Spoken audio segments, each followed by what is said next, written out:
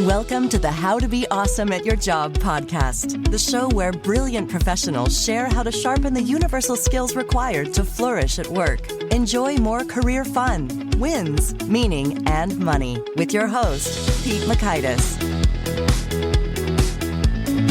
Hello, and thanks so much for joining us here for episode 676 with Dr. Ethan Becker. Ethan runs the Speech Improvement Company, so we're going to hear about, you guessed it, speech improvement. So you'll learn 1, the 2 ways we process information, 2, the 4-step structure of compelling communication, and 3, the simplest way to sound more engaging. So if you want to check out the show notes or the transcript or the links to items we've referenced, drop on by awesomeatyourjob.com/EP676. Now here's Ethan's story. Ethan F. Becker, PhD, is president and senior coach and trainer for the Speech Improvement Company, the oldest communication coaching and training firm in America. He's worked with Apple, IBM, Bain Capital, Sony Music, and the New York Giants, the F.B.I., Harvard University, YouTube, and many other clients across the globe. Big thanks to Ethan for sharing his wisdom with us. And big thanks to our sponsors. Check them out. One sponsor to check out is Harvard Business Review. This brilliant magazine, published at hbr.org, is the leading destination for smart management thinking. Fun fact, HBR has been mentioned in 108 episodes of the show. That's because HBR has great stuff that comes up often. They've got explainer videos, podcasts, real-world case studies, and much more. I think of HBR each night that I put on my special orange glasses. Their article, Will Blue Light Glasses Improve Your Sleep?, revealed that those who wore them reported better sleep and a 7% improvement in work performance as compared to those who wore the sham glasses.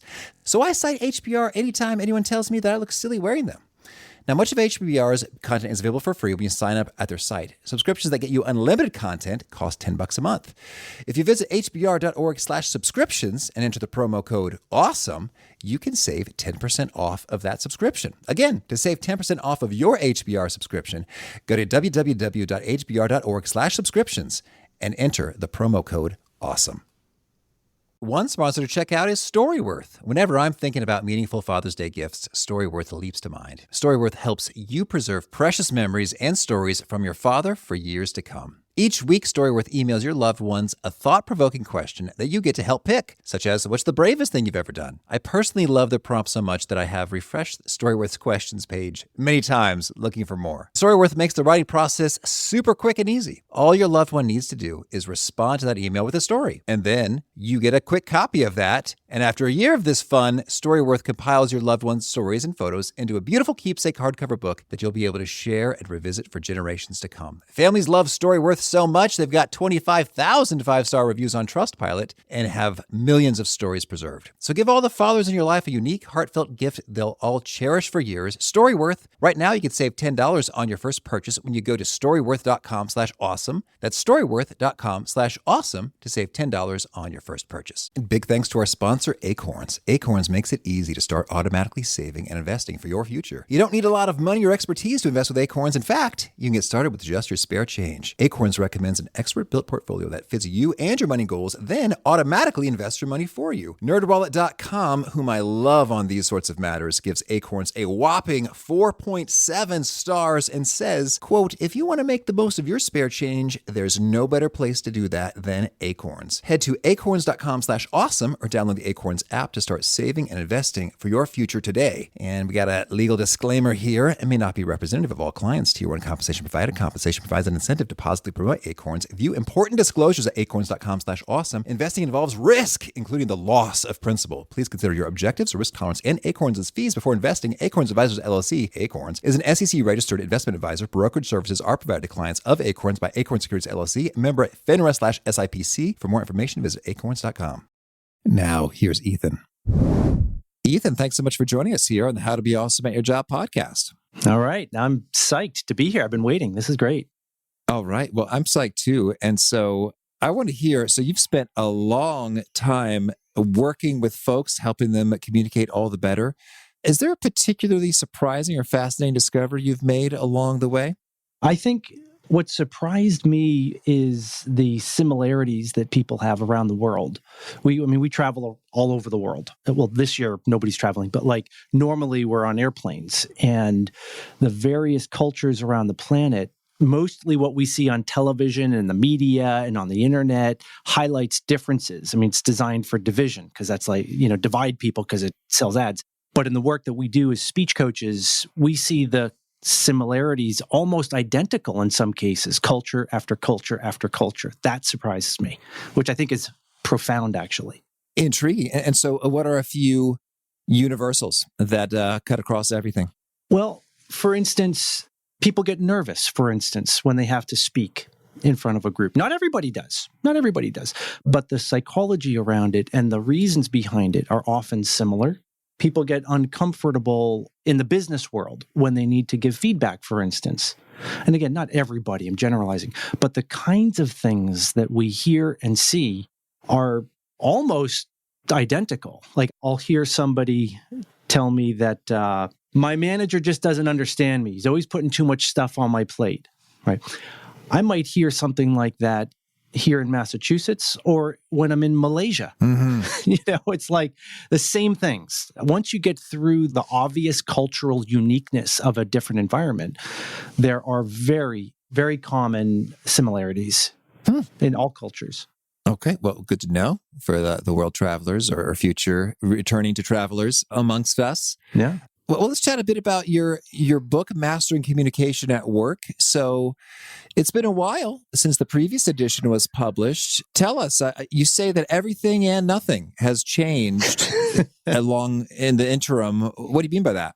Yeah, there's not a whole lot that's changed. I mean, much of what we know in human communication and psychology comes from Aristotle, right? Over centuries ago.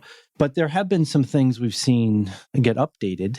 We updated the book. We did a second edition. We added a section for gender equity and a section for virtual communication, not because of COVID, but just in general, the technology curve has increased. So there were some changes there.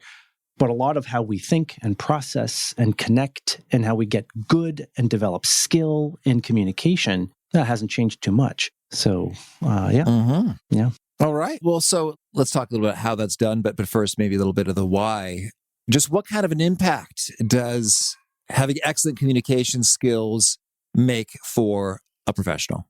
The answer varies, really. In most cases, the impact is going to be pretty significant because when you can get your ideas and thoughts out in a way where another human can hear it, decode it, and understand it, usually things tend to go well. And when that doesn't happen, it can be highly frustrating. So in most cases, it's a pretty positive experience. Okay. And can you share maybe a story of someone who saw transformation and what impact that made for them? Sure. One client of ours who enjoys sharing his story with us, John Platt, he's the chairman of Sony Music. So when John first came to us, he was executive vice president. And this is the fella who was the producer for like Jay-Z and Beyonce and so forth. But he was looking to move up in his career. And one of the things he was saying is, look, I need to strengthen my ability to articulate my ideas in these senior executive levels, which is a different kind of communication than he was able to do with artists. I mean, John has a real talent, a real ear for talent, and was able to negotiate very effective deals with artists. And he needed to update the language he was using and the approach he was using to communicate internally with those who would be in a position to put him in a position of leadership. And he did. He did the work. It was very difficult at times because he had to learn to behave in ways that were new for him. But as he did that, he moved up the ladder pretty quickly. Throughout, he was at EMI at the time, and then he moved over to Sony, and he's doing very well these days. But a great example of someone who put the time and effort into strengthening the quality of his communication skills, and now he's benefiting from that. And we see these examples all the time, and not everything is high profile.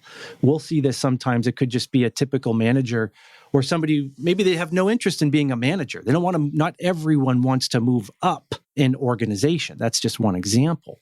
Sometimes it's just a matter of somebody feeling comfortable on their own team or learning how to communicate with peers comfortably, or it might be a presentation, anything like that. We see these kinds of things happen all the time with folks.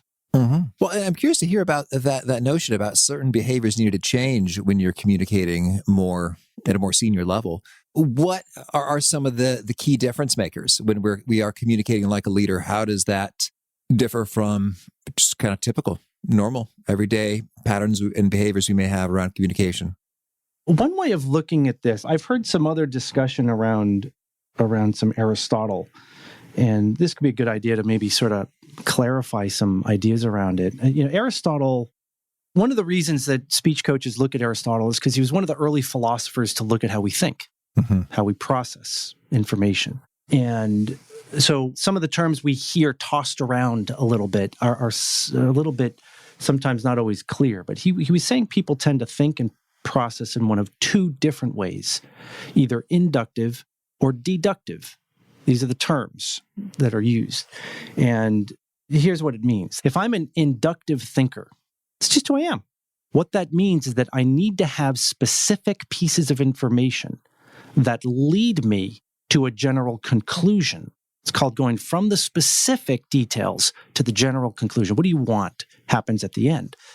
That's inductive. For instance, if I were to say to you, hey, listen, last weekend I was at a family barbecue and my mother-in-law was there. And, she said, Ethan, I think you should lose a little weight. Well, I thought that was kind of rude of her, but, she's the mother-in-law, so she can say anything she wants to say. So I thought I would take up jogging. And I went to the mall to get a new pair of sneakers. And it was really frustrating that day because it was Sunday and there was really crowded. There was a lot of sales on Sundays, by the way. So I got into the parking lot and I couldn't find a place to park. And this other guy came and cut me off. And I was going to get out and confront him, but I was really just here for the sneakers. So I had to park in the remote parking lot, which was really frustrating because I had to walk to the front of the mall and I had this old pair of shoes. And if it gets too sore, the shoes get a little sore on the back of my foot.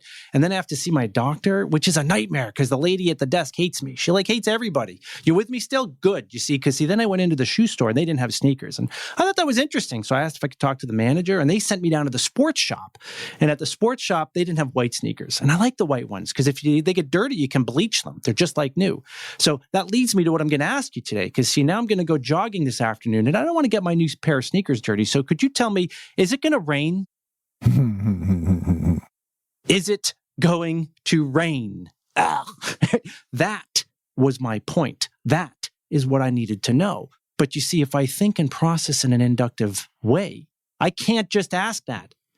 I think you need to know about the mother-in-law and the parking lot and the doctor and and if you're hearing my example right now and you're thinking, oh, the guy's just rambling about random stuff. Hold on a second. It's not random inside of my mind. Somehow these things are all connected to each other. Now, this is an inductive pattern. Now, you don't have to be that inductive.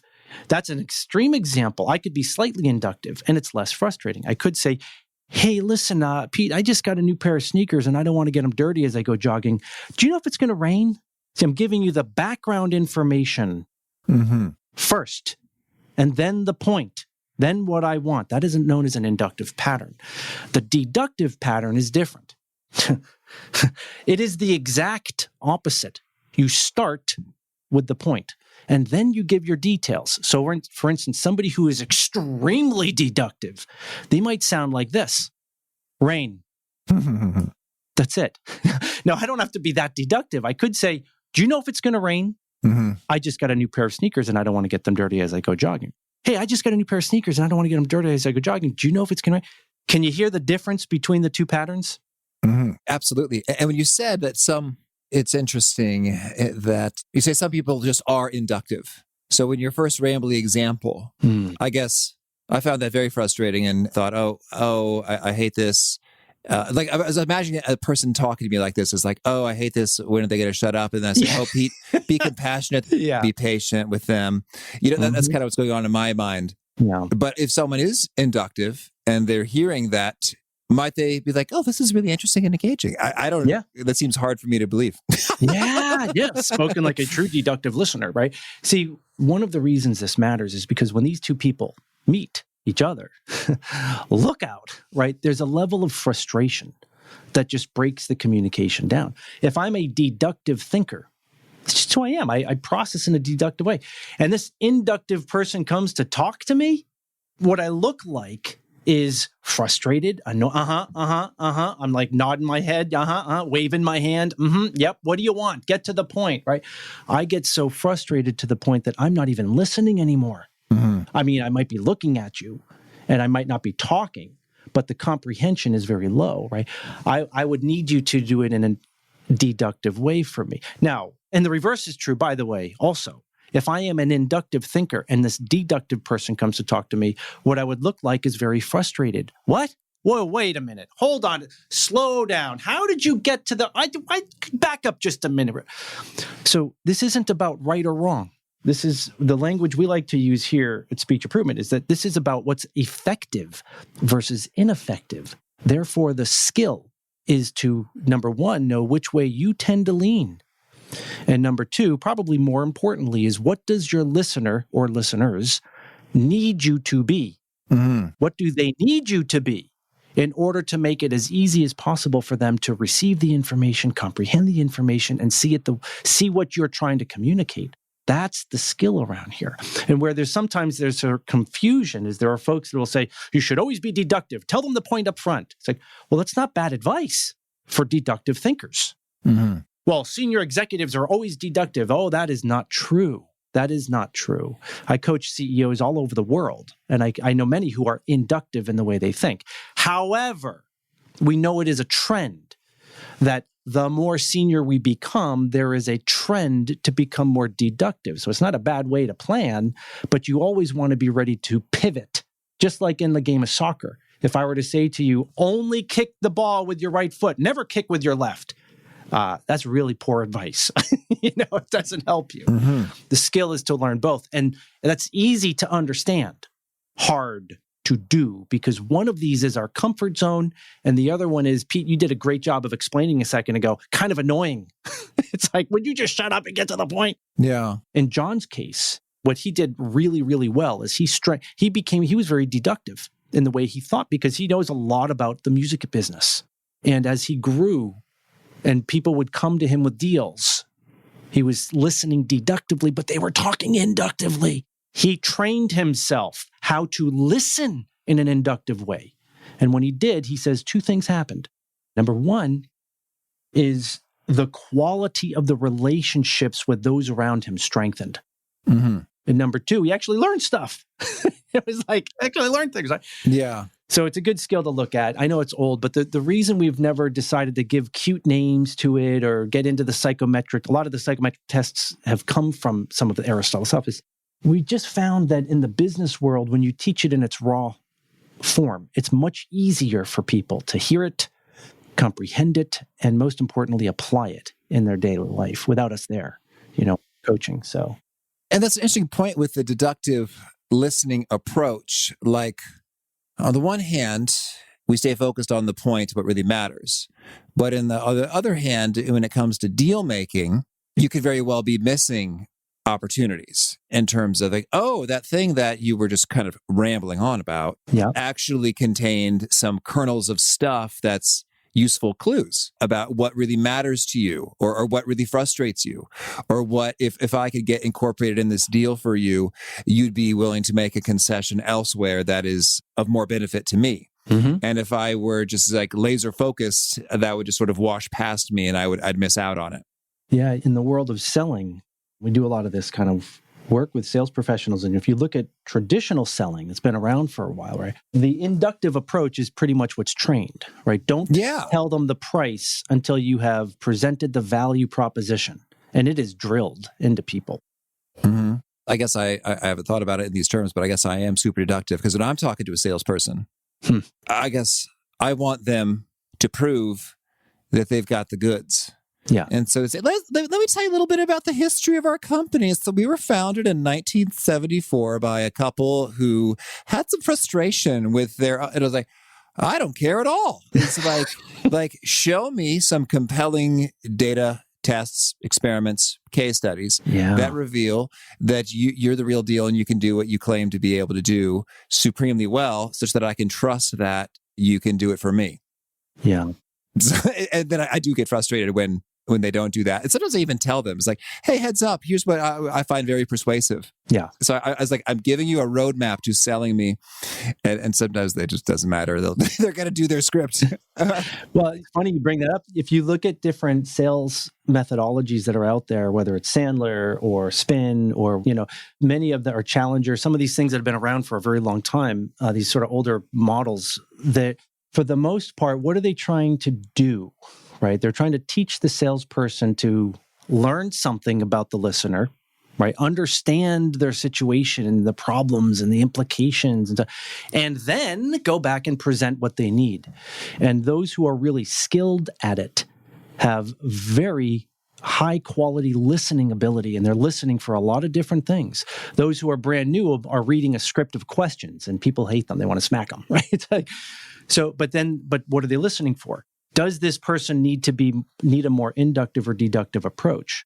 And when that's not taught, when it is said, don't tell them the price till the value, that's nice if, in some cases that may be the case, but in other cases, oh my goodness. And it's not just selling a product. Like, let's say you're trying to sell your idea to senior management and you're asking for $500,000 for your project, and you inductively lead up to that. And if that particular team are deductive, if it's a deductive group of listeners, here's what they hear.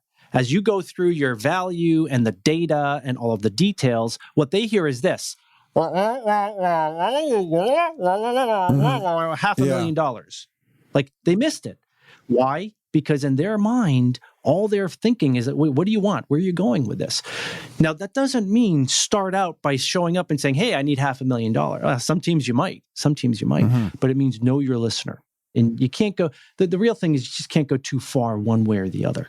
Okay. I'm thinking right now in terms of like best practices and how to kind of, as best as you can, be all things to all people in terms of, hey, we have an executive summary on the handout, and then we go into some of the details or whatever, or just like a little bit of a preview. I've got an exciting investment opportunity. I think it can give us 8x ROI. That will cost about $500,000. And here's some of the details. Yeah. And what do you want? And what do you want? So from you, I'm going to ask you for approval, or I'm going to ask you, what do you want from them? Yeah. Sometimes it's nothing. I'm just giving you an update, right? So the main point that you need might be at the beginning. And when we do that, for instance, like what you're talking about, like an executive summary, or when we look at, for instance, structure, there's a structure that we introduced to the world back in 1964. Actually, it was actually 63. The firm started in 1964, but in 1963, my mom and dad both were on ABC television, and they were interviewed about communication. It was sort of the year they were just starting the company. And they were asked about this, and they talked about this, what we refer to, and in my book I talk about this, is we refer to it as the 4-step outline. Step number 1 has 3 words. Tell what tell is the way we put it. And this is when you tell your listeners what you're going to be talking about, how long you'll be talking for, and how many particular topics. This might be your deductive point. If it's a deductive presentation, you might say what you want from them here. If it's an inductive presentation, you might not. You might save that till later. But tell what tell is when you set the expectation of what's going to happen. Step number 2, this one kind of got dropped in some places, but we still teach it. 3 words. Tell why listen. And this is a brief statement as to why they should listen to this presentation. It's not necessarily why they should agree with you or buy what you're selling or the why of the idea or any of that jazz. So you're going to talk about your department's update. So what? Why? Is this a good time for me to check my email? Like, why should I pay attention right now? And we can talk about that in a bit. But that's basically what it is. It's brief commentary. And sometimes you have more than one if you have a group of people. You got multiple people in the room. You might have to have more than one reason why they're listening to this. Step 3, tell. That's the body of your presentation where most of your time is spent. Step 4, tell what told. And it's a summarization. And summaries have 2 parts to them. The first part is you repeat your most important points. Not everything, but you go back and what is it that those points are? And in some meetings, some business meetings, those points may have evolved over the course of the meeting, but you repeat, you come back, meaning if they turned into discussion. But what are your most important points? And then the second part is an action statement. What do you want your listeners to do? Now that they know this, do they go somewhere, call somebody? Maybe it's just a soft action, like to consider or think about, things like that. But that's it. Tell them what you can tell them why they should listen, tell them what you told them. Mm-hmm. And some talks will reverse steps 1 and 2 or repeat it. If it's a conference talk or like a TED talk, we might start out with a story, which is one big fat step number 2, that leads up to what we're going to do. But when we look at with inductive and deductive, well, that outline could apply either way. Depends who your listeners are. And for the telling them why they should listen, you say that's distinct from why they should buy or do the thing. Yeah. So could you give us some examples of statements or articulations of why to listen? Sure. And sometimes they overlap. So that's fine. And when I'm coaching clients, sometimes the reason to buy is also a reason to listen. I just don't think it's that as strong. So let's take the example of I'm a product manager and I'm presenting at a national sales meeting to the sales force.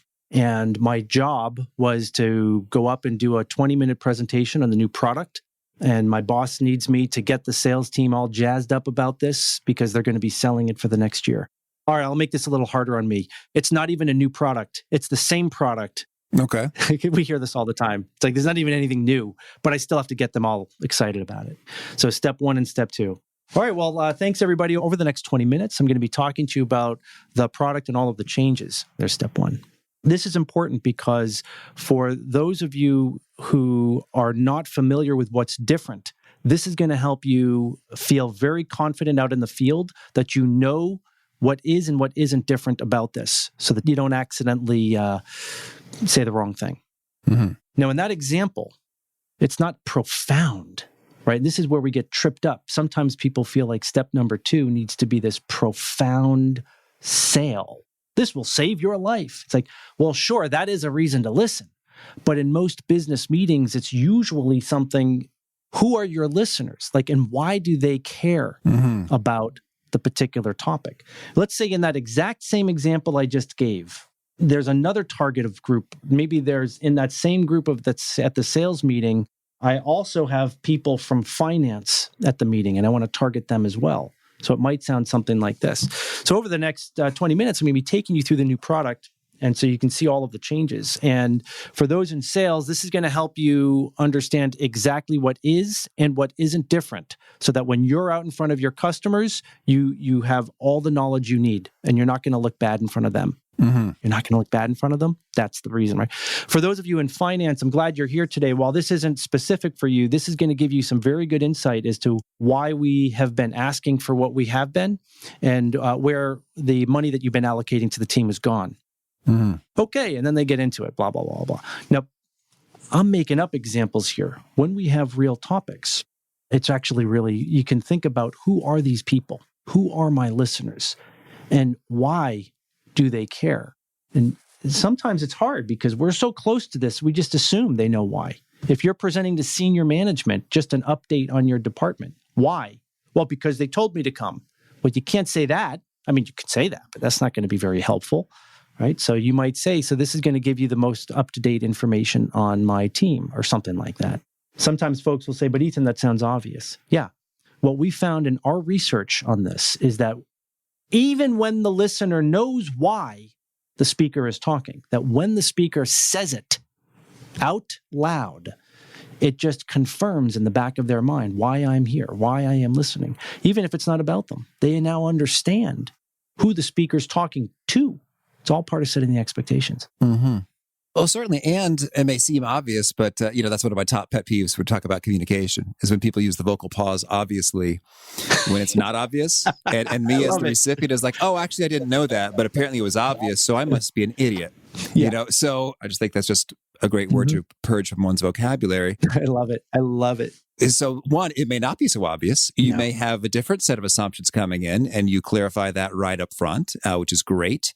And then folks might reorient and say, oh, wait a second. I thought this was about this. Actually, and if you've got the right kind of culture, you'll be like, hey, actually, I guess I don't need to be here. Thank you for letting me know up front. I'm going to spend my time on this other thing because I had a different impression. Yeah. Or they can know that, hey, given that we're moving in a slightly different direction than I had imagined, I'm going to formulate some different questions. It's just helpful. And I like the way you said it in terms of this is important for you because... And then the way you arrive there is just by really putting yourself in their shoes in terms of I'm a salesperson. Why do I care about this? Oh, because if I don't have the info, I'm going to sound dumb. I may commit to something we can't deliver, then we're really going to be in a bigger pickle because we've disappointed somebody or we've blown a sale that could have been saved had we just sort of gotten it right the first time. Yeah. In that example, in the, hey, we got to present to the sales team example, this is an important one because sometimes marketing, product marketing, or there's sort of this fear of saying something that could possibly be perceived as negative. And when you look at inductive and deductive, we were sort of joking a little bit that, well, salespeople are trained to be inductive, right? Yes, as talkers. However, when it is time to listen, what we found in the work that we do is they tend to be deductive when they're listening. So if you're at a conference and you're trying to do a tell why listen, step 2, tell why listen. First of all, you get to say it close to the beginning of your talk. Can't save it till the end. In general, we have found folks who are in the profession of selling, they tend to care about 2 things. And if you can tap into one of those, you have their undivided attention. Any guesses on what they are? 2 things salespeople care about. Listeners, right now, start thinking about it. Say it out loud in your car. I'll say commissions and delighting their customers. Very, very close. Commissions, yes, that falls under the category of money. Money, how much? And I don't mean that in a mean-spirited way. There's nothing wrong with that at all. Look, folks who are in the profession of selling are typically hired with a particular, that's a desirable thing. There's nothing wrong with that. Mm-hmm. How much will I make? So if I'm at the conference, I'm at the company conference, and you're talking to me about the same product or a new product or a plan or a program, in my mind, I'm thinking, how much will I make is one. Or how will this help me get to my number or my goal? Something related to that. Fine. The second one is what you're talking about going to make it easier or harder for me to make that number. Are you going to make my world easier or harder? I mean, and there's a big focus on that because they know the amount of work that they already need to do. And now they're at the conference, and if the new product is going to make my life easy, I am excited. If it's going to be hard, I might not be excited, but don't BS me. Mm-hmm. Don't try to tell me that this is wonderful when I can see it's the exact same product with a different brochure color. Mm-hmm. Just be upfront. I'll respect you more. Say, look, because if I'm that rep, I'm out there in the field by myself representing, I need to know what I have to work with. So deductively say that near the beginning. You don't have to say it in a gloom and doom way, but they really just be straight up. Mm-hmm. I'll know how to take it out there. I might be upset about it, but that's a different story. So if you can be deductive about it and you can connect to one of those 2 things in your step 2, you're going to do really, really well in that kind of a meeting, at least. Mm-hmm. Well, cool. Thank you. Quite frankly, others too. If you're presenting to senior management, you got bad news, you don't have to pretend it's not there. They'll respect you. And you don't have to get up there and say, I have bad news. No, not like that. But you don't have to be nervous about it. These are business meetings. Mm-hmm. And if there's something that's not great, that's just, you can say it. Sure thing. Okay. I like it. I'm going on and on this stuff. Well, you've also got a concept called the 4 horsemen of delivery. So I'm curious, what are those horsemen and how do we master that? All right. Deductively, they are speed, volume, stress, and inflection. Now, these are delivery-specific things, and delivery is not an effective presentation all by itself. Some folks could argue that it could be. I think I've seen some keynoters who've managed to make a living out of good delivery without a lot of substance. We see it a lot. This is not theater. That's something I want to be very, very clear about. In fact, you will never hear somebody like me use words like rehearse, for instance. It's a theater term. And in the business world, we ain't acting. This is, and when we try to teach it in that way, folks tend to do well in training, but then they get there live and the anxiety can be very high. I think a more helpful way to look at it isn't so much rehearse and so forth, but practice is a much more accurate term because speech is a behavior, just like kicking a ball is a behavior. So we practice. You don't go to basketball rehearsal. Mm-hmm. You go to basketball practice, right? So that you can learn how to do things. And in our delivery, we look at things like speed and volume and stressing of words and inflection, changing the word, things like that. These are tools that can help us enhance the intent of any sentence. Together, all of these things, we call it adding color to a word. And this is a technique, many of us do this normally in our normal, natural communication. We're talking with friends, and the variety in our speech patterns are just there for many of us. But when we get into a formal presentation, all of a sudden, the speech pattern is almost identical. Things change. Mm-hmm. So the 4 horsemen of speed and volume and stress and inflection are 4 things that you can look at specifically. Speed is broken into 2 parts. We have what's called the rate of speech and the pace of speech. I'll say it again, because you can think about, for your listeners, think about your own speaking. Rate is the speed at which we put words together. Mm-hmm. We speak on average at approximately 183 words per minute is the average rate of speech. If you were to go to a meeting today and start counting words, you'll get to, in general American, which is what we speak in the United States. We don't speak English, we speak American. But in general American, we speak at approximately 183. Little more, little less, depending on where you are. If I start talking at a faster rate right now my rate of speech has just increased. I'm probably, I don't know, maybe more like 213 words per minute right now. That's rate. Mm-hmm. Pace is the speed at which we put thoughts together. So I could actually be a fast talker like this. And as long as I pause every so often, you'll actually be able to follow and process the things that I'm talking about. But if I start talking at a faster rate like this and I don't pause for pacing and I start talking about technical things and I'm expecting you to understand and follow and process the things that I'm saying, you're going to be begging for me to just take a breath. All right, that's just what they are, rate and pace. And often what happens is in a presentation, we, as speech coaches, these are coachable things. We listen and hear that. Many people are pretty good with rate. Not always. Sometimes you got to learn to slow the rate, but pacing is often off. It's thought, topic. It just keeps going, and it is very difficult for listeners to comprehend. Mm-hmm. When we don't change the speech pattern, the speaker can lull listeners into a trance, literally, which is why for folks who've been in a presentation and you just sort of zone out a little bit, sometimes that is because the speech pattern just does not vary. Speed is one thing we can look at to do that. Mm-hmm. The other ones, such as volume, that doesn't work for everybody. We look at volume or stress or inflection. Volume, stress. We stretch a word out or somehow, or the inflection, the tone, somehow we make it change. And that draws attention. Let me give you an example. If I were to say to you, good speech is good business, every word has about the same stress and same volume and same meaning. Yeah. So it's up to you, the listener, to hear the words, process that, and understand my meaning. And for the most part, you can do that. That's actually pretty profound. As a species, we have figured out how to take thought and then control these articulators here. The vocal folds are our breathing, where sound comes from.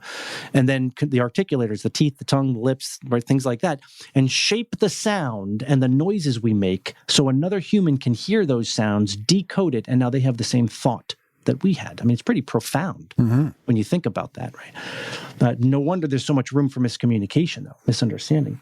When I say good speech is good business, I'm making you work a little harder. A moment ago, I told you we speak at about 183 words per minute. We can think at like 600 words per minute. So therefore, there's like 400 or so words a minute doing other stuff all the time. Even right now, while I'm talking, people can hear me. But in the back of their minds, they may be thinking, oh, I got to get that email out. You know, what's that? He's a second generation coach? What is that? Oh, my goodness, right? There's all sorts of dialogue happening in our minds while people are talking.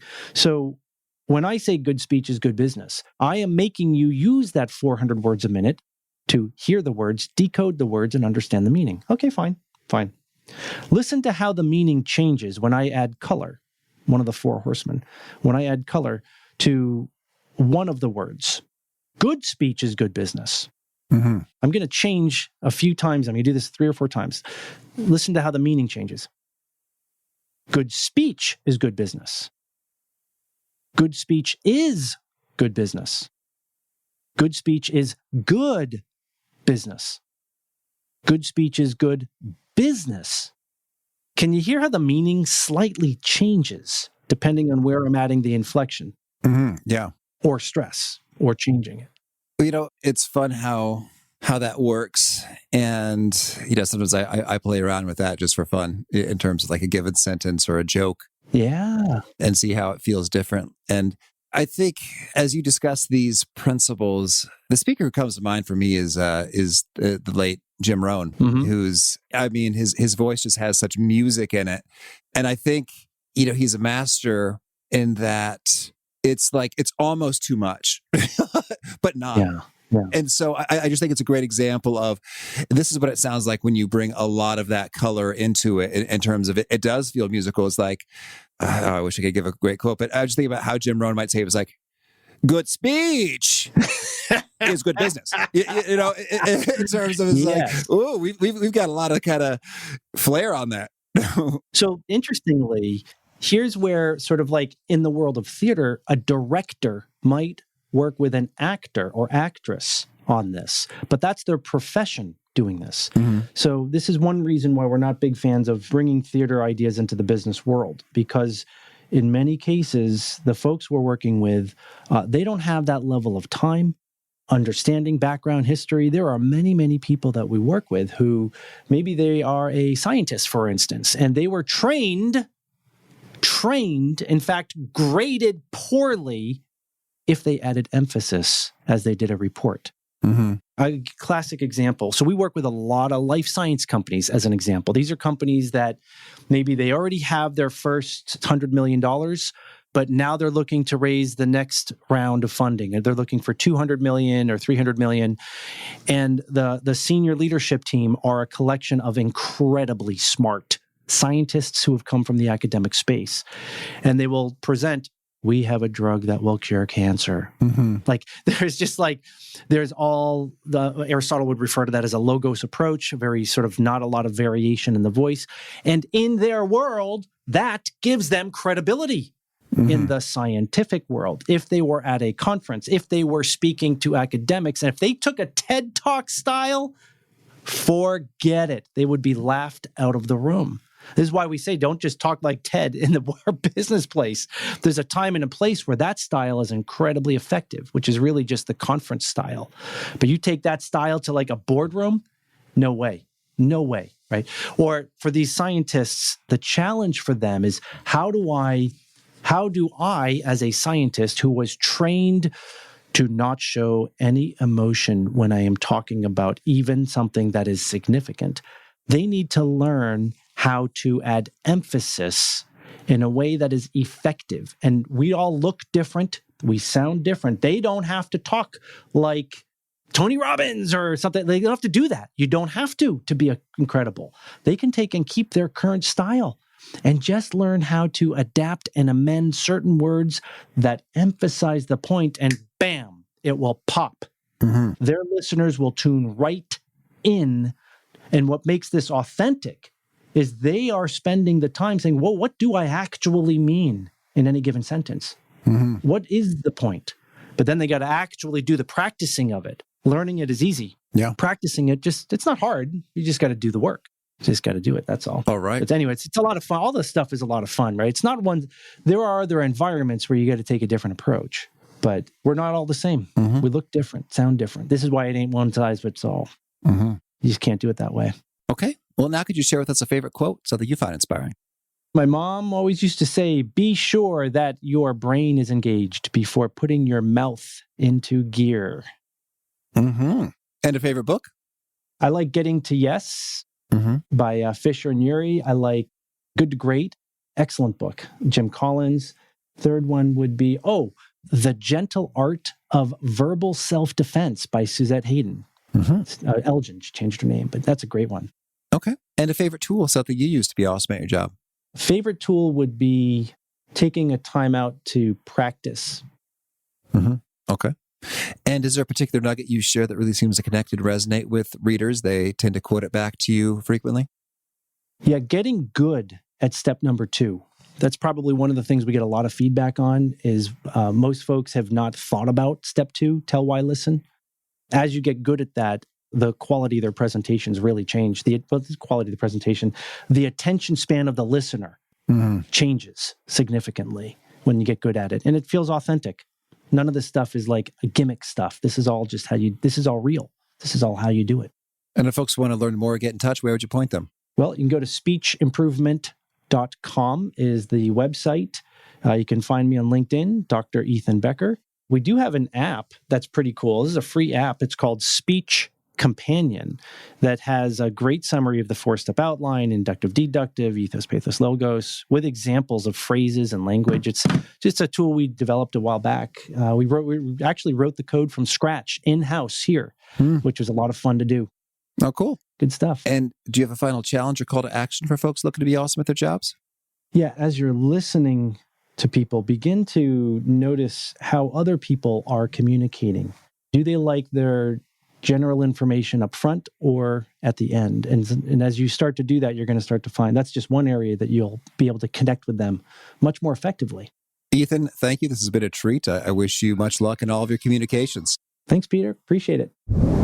I really love Ethan's point about explicitly sharing why to listen and to know where they're coming from, what's on their mind, because I think we've heard the advice a lot. Oh, you should know your audience, but specifically know what they care about and why they might care about your thing. And if they don't care about your thing, why perhaps they should start caring about their thing. So why to listen, so important. I think sometimes I've made this mistake myself many times in speaking, is I just assume, well, of course we all want to be awesome at our jobs, right?